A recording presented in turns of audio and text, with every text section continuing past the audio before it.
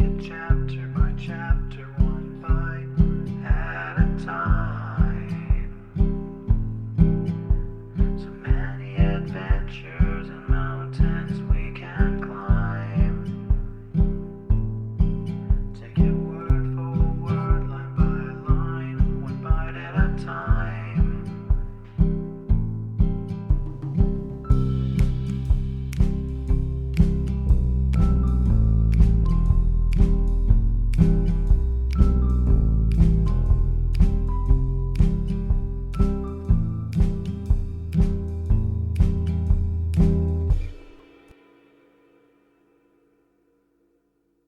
Welcome to Bite at a Time Books, where we read you your favorite classics one bite at a time. My name is Bree Carlile, and I love to read, and wanted to share my passion with listeners like you. If you want to know what's coming next and vote on upcoming books, sign up for our newsletter at biteatatimebooks.com. You'll also find our new t-shirts in the shop, including podcast shirts and quote shirts from your favorite classic novels. Be sure to follow my show on your favorite podcast platform so you get all the new episodes. You can find most of our links in the show notes. But also our website, biteatatimebooks.com, includes all of the links for our show, including to our Patreon to support the show, and YouTube, where we have special behind the narration of the episodes. We're part of the Bite at a Time Books Productions Network. If you'd also like to hear what inspired your favorite classic authors to write their novels, and what was going on in the world at the time, check out the Bite at a Time Books Behind the Story podcast, wherever you listen to podcasts. Please note, while we try to keep the text as close to the original as possible, some words have been changed to honor the marginalized communities who've identified the words as harmful, and to stay in alignment with Bite at a Time Books' brand values. Today we'll be continuing The Adventures of Tom Sawyer by Mark Twain. Chapter 11. Close upon the hour of noon, the whole village was suddenly electrified with the ghastly news. No need of the as yet undreamed-of telegraph. The tale flew from man to man, from group to group, from house to house, with little less than telegraphic speed. Of course, the schoolmaster gave holiday for that afternoon. The town would have thought strangely of him if he had not. A gory knife had been found close to the murdered man, and it had been recognized by somebody as belonging to Muff Potter. So the story ran. And it was said that a belated citizen had come upon Potter washing himself in the branch about 1 or 2 o'clock in the morning, and that Potter had at once sneaked off, suspicious circumstances, especially the washing, which was not a habit with Potter. It was also said that the town had been ransacked for this murderer. The public are not slow in the matter of sifting evidence and arriving at a verdict, but that he could not be found.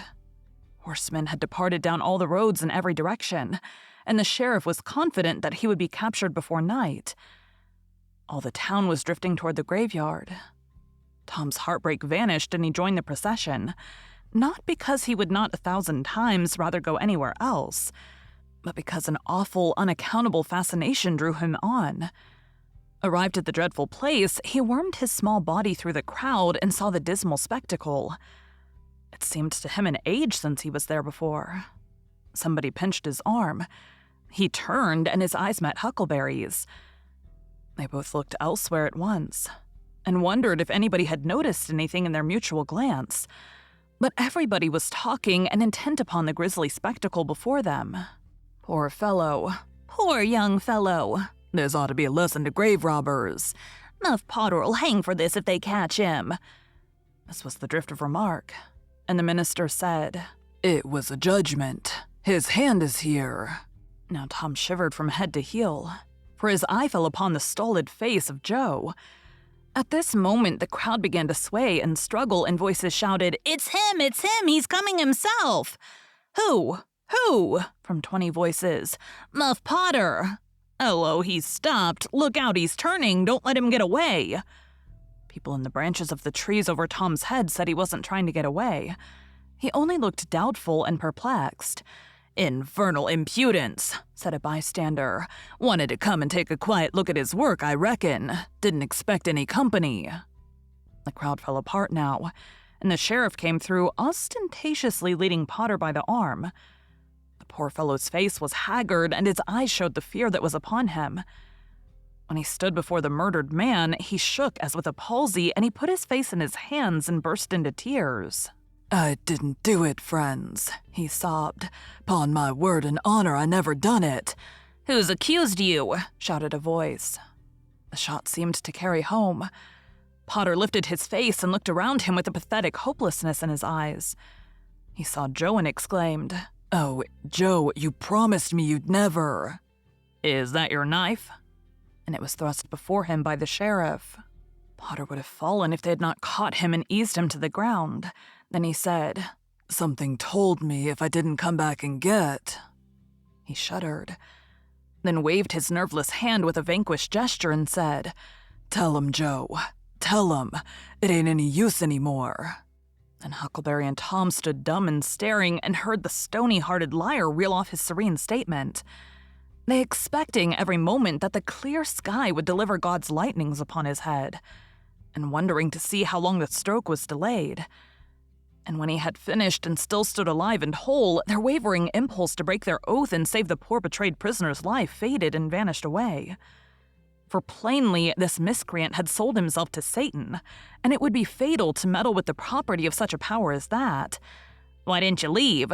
What did you want to come here for?" somebody said. "I couldn't help it.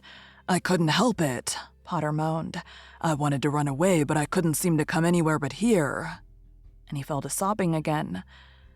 Joe repeated his statement, just as calmly a few minutes afterward on the inquest, under oath. And the boys, seeing that the lightnings were still withheld, were confirmed in their belief that Joe had sold himself to the devil.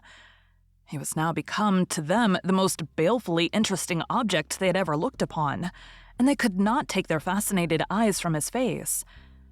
They inwardly resolved to watch him nights when opportunity should offer in the hope of getting a glimpse of his dread master.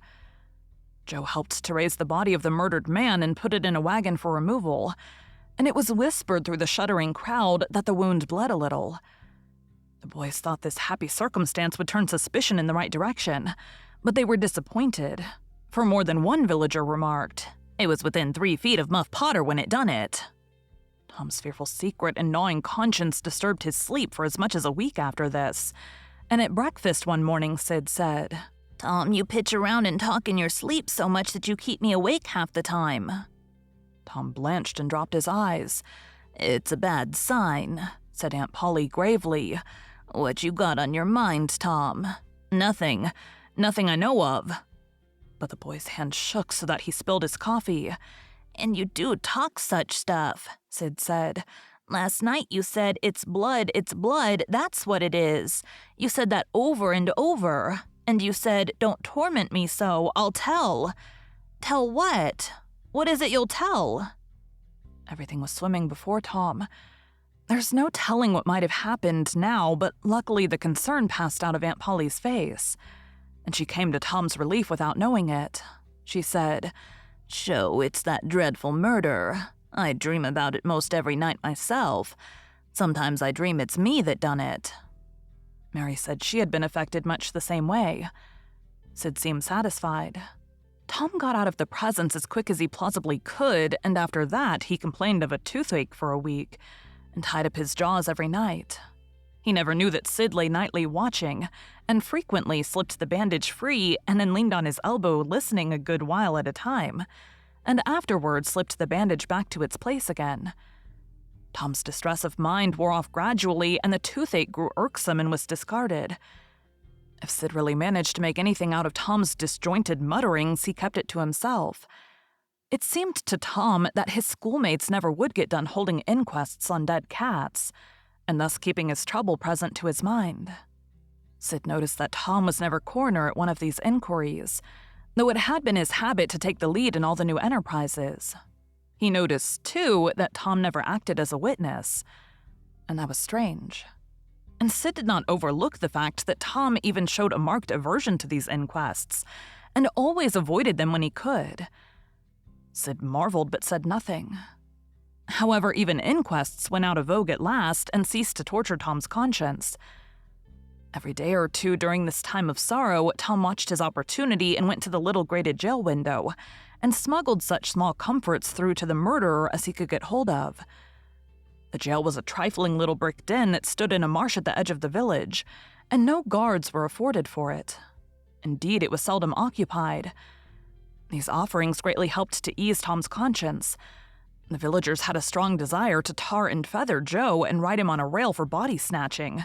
But so formidable was his character that nobody could be found who was willing to take the lead in the matter, so it was dropped.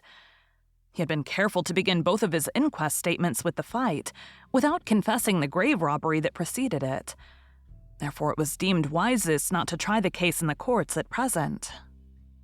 Thank you for joining Bite at a Time Books today, while we read a bite of one of your favorite classics. Again, my name is Bree Carlile, and I hope you'll come back tomorrow for the next bite of the Adventures of Tom Sawyer. Don't forget to sign up for our newsletter at biteatatimebooks.com and check out the shop. You can check out the show notes or our website, biteatatimebooks.com, for the rest of the links for our show. We'd love to hear from you on social media as well.